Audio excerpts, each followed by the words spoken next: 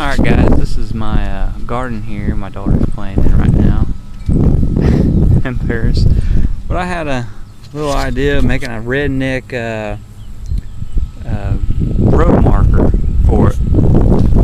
And all I did, you know how hard it is to make even straight rows, but I went a little overboard. Instead of using a string and a hoe, I made this little contraption.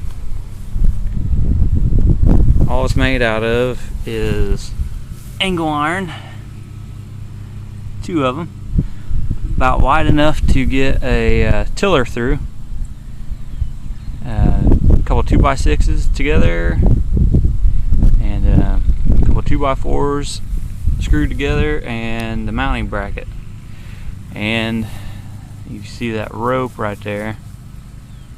All I do is lift up on the rope, and this whole thing will lift up so I can turn back in the garden.